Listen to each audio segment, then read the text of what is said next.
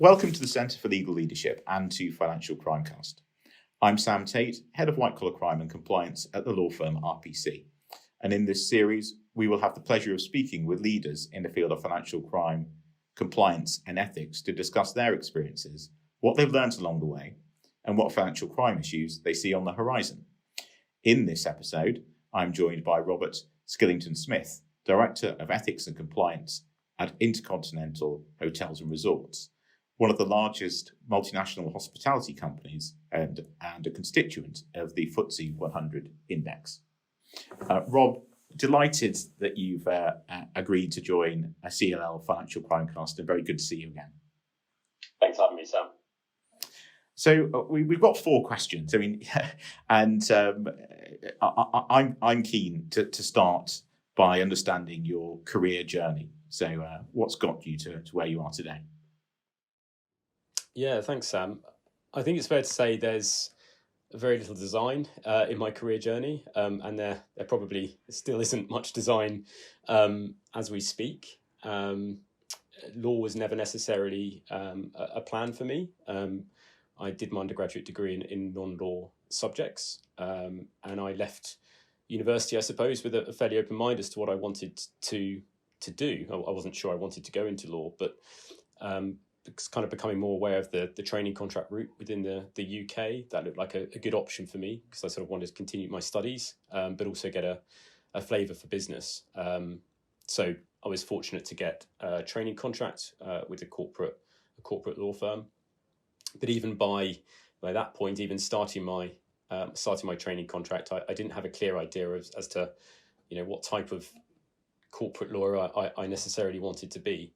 And I think that's the kind of value of taking a training contract. You do different seats, department rotations, and from that, one of my departments, the final one I rotated into, was competition law, and I really enjoyed that work. And I also got the opportunity to be seconded to pre-Brexit Brussels, which was a great opportunity as a trainee and also as an associate. And I guess when I reflect on it, competition work, which is still a part of my practice, it sort of, I suppose, complements my work to today, because a lot of competition analysis involves getting to know an organisation inside out, really, in a very quick time. And also its supply chain and other factors that you can make arguments on the merits to the authorities, whether a deal is pro-competitive or potentially not competitive, for example. So I enjoyed those aspects of the role. So I was in Brussels for just under 2 years.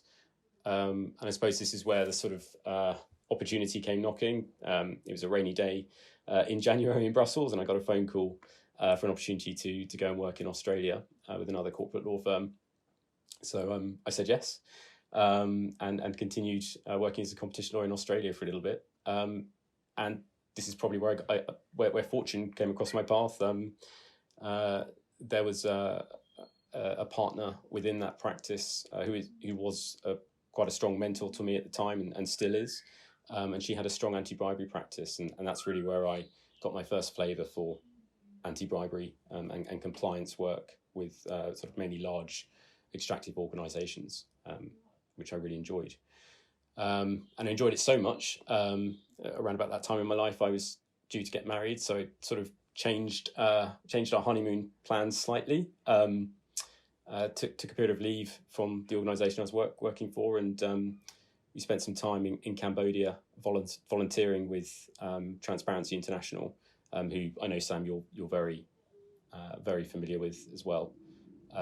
And I think that's where, for me, it crystallised that this is a space I really want to be in, having sort of worked at the coalface there and seeing the challenges. But I'll be honest, having completed the time in Cambodia and returning to the UK, that was where I had to take a bit of a risk. I quit my corporate law job and was then essentially looking for a role which could satisfy all these various things that I quite liked doing. And that was a difficult time, to be honest, returning to the UK without a job and looking for a job. And I was fortunate that I found an in-house opportunity in the compliance space with a large European travel conglomerate. And from there, I guess the role has evolved, obviously in another business as well now, and through that sort of done various different things during that time in the compliance space. And I think that's where we first met, when you were coming back to Europe and looking at roles. And I do remember thinking how brave you were to be doing that, and how committed you must be to it.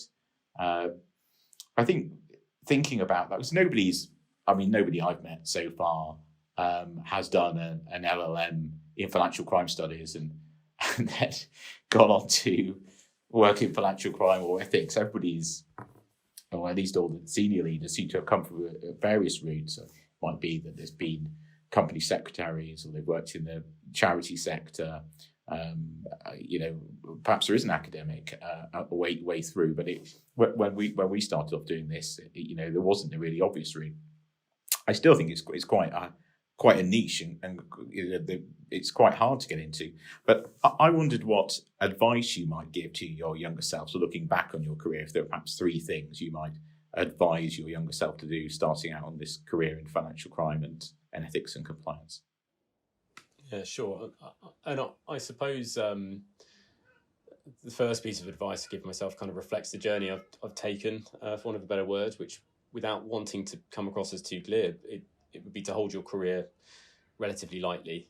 I think it's quite useful to have a relatively flexible framework as to where you want to be, so that you're enabling yourself to take those opportunities, and also potentially those risks when they crop up, because there can be a big upside to doing that. And I've been fortunate that's worked out for me in that respect. So I guess that would kind of be certainly one thing I'd be kind of tutoring my younger self on. And I guess secondly, and this is perhaps more with my in-house practitioner hat on, is just recognizing that the law is one tool really in your toolbox, if you like, one set of skills. And what I've found in the in-house space is that legal tool. For me, it's a source of comfort. It's a tool I don't mind falling back on, but it's actually probably the smallest part of my work now. Sort of black letter law is just a small component of what I do, and I think particularly with legal training, as good as it is, and I think it's evolving, but you don't necessarily get that sort of training in the softer skills. And particularly, again, with an in-house hat on, how do you communicate your compliance program to colleagues in a business? How do you network yourself within a business, but also externally, because you need to keep yourself refreshed with all the latest developments. You need your go-to individuals and teams. So that's a really useful skill, and it's I've sort of learnt it and still learning it through trial and error, really. But it's definitely something my younger self would be interested in. And I guess within that as well, other sort of softer skills like project management, those types of things. A lot of what I do, a lot of what compliance teams in-house do, is managing projects, compliance projects, or otherwise. How do you get them off the ground? Who do you engage with? How do you monitor them over time and keep the momentum going? That's a really tricky skill, and one which certainly I'm always trying to look to hone. So I guess that those sort of softer skills would be really important. And then finally, I would just say enjoy it.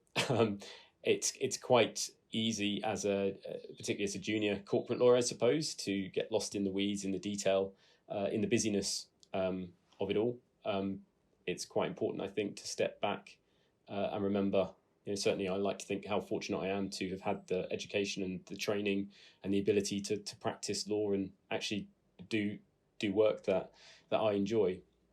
I think the last year and a half or so with the impact of COVID has shown anything. It's just to remember that and how fortunate we are. So just to sort of constantly remind yourself, do what you enjoy, and that's probably going to help you have a more meaningful career. I think those are all really good bits of advice, and I kind of agree with them wholeheartedly. I wonder if somebody watching this will, can take all of those things on board, but because you have to live some of them, you kind of have to be in that in-house experience. I mean, I'd probably say, I agree with what you said. Hold your career lightly. Lots of opportunities, lots of things to learn, I certainly agree with that, and well, everything you've said.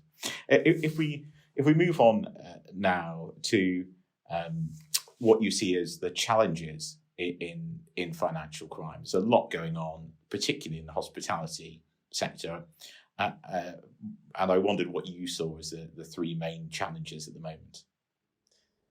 I think, particularly in the hospitality sector, obviously probably one of the hardest hit sectors through the pandemic, and it's clear that that's still being felt, certainly in the UK and in other countries and regions as well. And the challenge there is one of striking a balance between, I suppose, increased risk, but potentially also increased financial constraint on compliance teams. And certainly over the last year, I think it's fair to say within the industry, and I'm sure in other hard-hit industries as well, there is a margin squeeze on business.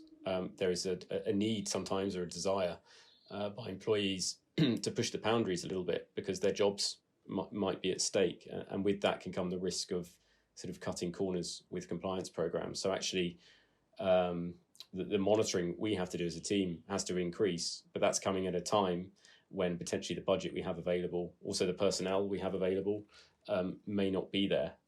So that can either call for a bit of innovation or an even more risk-based approach to what you're doing. And I suppose on the resource constraint side, particularly being a lawyer and in a constrained industry or company, you might be asked to pick up things that are traditionally beyond your compliance remit. And you can't be too averse to doing that because the bottom line throughout the pandemic for some organisations has been survival for the business. It shouldn't be survival at any cost. It shouldn't be survival at the cost of responsible business. But of course, there is an important line to be struck, and you can't have a responsible business without a business. And I think that's been a real sort of tightrope challenge during the last year or so. Do you think, to coin a phrase, do you think that there's any possibility of building back better? So as you kind of change the business, you talk there about innovation. Are there any ways, as you kind of look at the new map of the world for the company, or you look at the resources you've got, thinking, okay, some of these things I probably would have done differently, given a free hand. What can I build back better than it was before? Yeah, and I would agree with that phrase. I actually do. Obviously, my last statements there were quite doom and gloom, but I actually do feel there's an opportunity here, a really strong opportunity. I think if COVID-19 has shown us anything, it's that we should be championing the individual, sometimes those workers, those colleagues who are overlooked, and those businesses and those individuals in supply chains who haven't had the necessary attention that they would otherwise deserve. So I do think there's an opportunity for a reset in certain areas. And it's certainly something we're looking into, particularly in the context of, for example, our human rights program, where can we harness this external interest that we're now seeing from stakeholders and investors with regards to more transparency, more focus on our internal processes and what we're doing for colleagues. Can we use that to make sure that when we're engaging with third parties, that we're able to now include provisions that in our contracts or otherwise with them that otherwise would pre-pandemic would have been very, very difficult. So things like that, I think it's to seize the opportunity, but also again to step back and say, actually, we're now in a completely different operating environment. Our risk profile, our impact profile has arguably changed a bit. How do we as a team and as a business adapt to those changes as well? And I think that's something we're still grappling with. But I think we've learned a lot through this process as well. And I think there's a lot we can do in this space. Well, I really hope that when we get a bit more back to normal, we'll be able to share ideas and opportunities and innovative techniques, because I certainly feel it's been an odd time in terms of the financial crime community. Normally we'd meet at conferences, or there'd be events where we could share. And I know you've got a lot of great ideas. I'm looking forward to being able to meet with others in the community and get some of those out, because everybody will be doing similar things. I think they're all probably looking at their programs again. do you get a sense that after a period of dealing with immediate problems, people are returning to look at their programs? So not quite dusting them off, but kind of reassessing what's important and getting started on them the back end of this year? Yeah, I think you have to, really. I think throughout the pandemic, I don't know if we can say it's finished by any means, but that's been a continual process of risk assessment, really, almost on a very, very regular basis of readjusting the risks and impacts that you're looking at. And I think again, I suppose going to that opportunity piece, there's an opportunity there as well, for organisations to maybe revisit their codes of conduct, for example, and consider, is that really addressing the needs of the business now? Because the business may have fundamentally changed, but also stakeholder expectations might have changed. So I suppose it goes to that harnessing the opportunity bit, which is, in some areas we have more of a captive audience internally with those external pressures as well. How can we leverage that to coin your phrase, build back better, and drive the business in the right direction?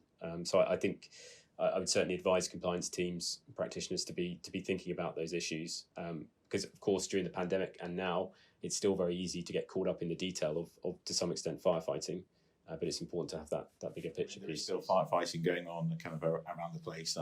I see that.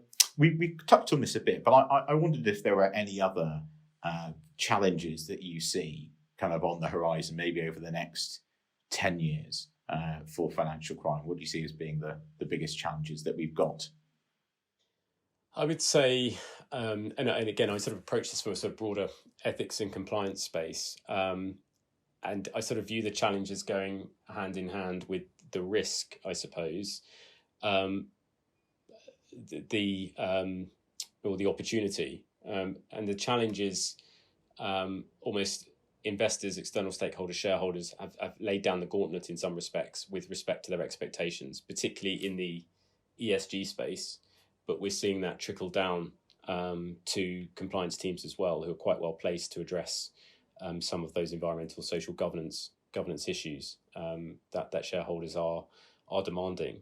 And I think the challenge is one of companies adapting to that change in expectations, because the expectations are moving quite quickly, but company structures, particularly in the compliance space, have often evolved quite organically and perhaps slowly. So certainly from my experience, compliance has sort of evolved from traditionally global legal functions and from quite a legalistic based approach to risk. I think that has to change. And I think to some extent the silos within organisations between, let's say, ethics and compliance, sustainability, perhaps some procurement teams and others, and risk, that needs to break down a little bit, whether that's through virtual teams or changing reporting lines or what have you, in order to more effectively address in a holistic way those concerns that are coming from external stakeholders. And I think that's the challenge organisations face because of that, the natural organic growth of the way compliance has traditionally evolved. So I see that as quite a big challenge, actually, because you are actually potentially needing to sit back and reconsider an organisational structure, which can be very complex. Yeah, no, I agree. It's a really interesting point. Are there any other challenges or trends that you kind of picked up upon which you think might be worth sharing? I think I guess the immediate challenge is one of the risk that has arisen through the pandemic, which we've obviously touched upon, and I mean you're seeing it in certain countries as well. But the responses to the loan schemes, the potential of fraud and increased risks around those schemes, but also the ability of authorities to combat those risks. So I think, I suppose again it goes to this firefighting point, which is companies and individuals to some extent have done what is necessary to get through the pandemic, and now there needs to be a bit of a reset and a bit of a rethink about approach in certain areas, and that may involve changing the approach from the regulators. Again, resource being particularly important, how they're going to tackle certain high-profile issues and those types of areas, but also resources within organisations. I think to some extent, COVID-19 has sort of opened Pandora's box in a number of different areas. And the challenge will be on organisations who may already be resource constrained and budget restrained coming out of the pandemic, as to how do they mitigate those risks and also satisfy those expectations with still quite limited resources. And I think that's going to be a challenge which will last a number of years, I suspect. I agree. I think that must be right, Rob. And well, thank you very much. It really is always a pleasure to talk to you. I always feel like I learned things. You've given me lots of food for thought, so hopefully you've given lots of food for thought for the viewers of the Centre for Legal Leadership's Financial CrimeCast. And just thank you again for your time and sharing so much of it with us. Thank you very much, Sam. It's been a pleasure.